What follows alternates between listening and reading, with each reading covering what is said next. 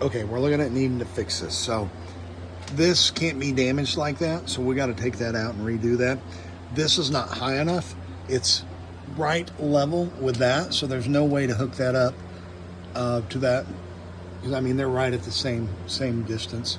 So we need to bust a hole in this, bring it up higher. Looks like there's a chimney liner in there, so we need to save that, but it's got to be up higher in order to make this transition and to work it. This type of a T is not allowed. This vent comes on, pushes through, and pushes straight through there. So we've got to redo all of this. This isn't right. We need a Y, not a T, because T's let the vent push through and it comes out the other side. We need to go ahead, once we disturb this metal's rusting out, but again, the furnace is so corroded up, and so you look in there and look at that, and just look at all that moisture on that switch. Rust down each of the burners. This thing looks like it's been underwater.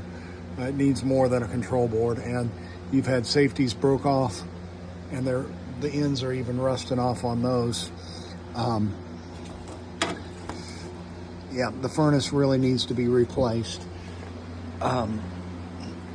So over here, we need to, if we're going to touch this, we need to bring the TMP, needs to be tube needs to be down within 3 inches of the ground. We need to go ahead and do away with this. These leak all the time. Put a regular ball valve in it. When we do, we've got to go ahead and put the drip leg in it. There's no drip leg on this system, and that'll be okay.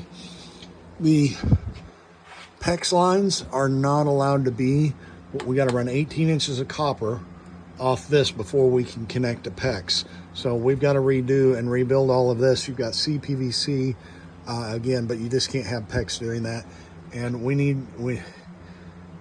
might be able to get away with this, but it's not something the city inspectors like to see as a 90 coming right off. But as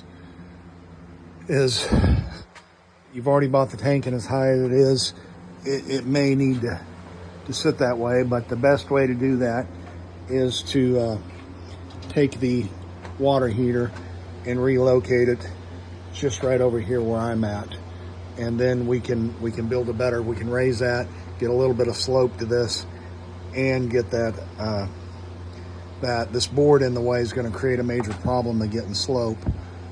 So we can either move it to where I'm standing right about here, or we can move it, and we'd have to redo this trunk line, this duct, but we could remove that duct and bring it out on the other side, bring it out through here and hook it up, and then we could put the water heater right in this position right in here.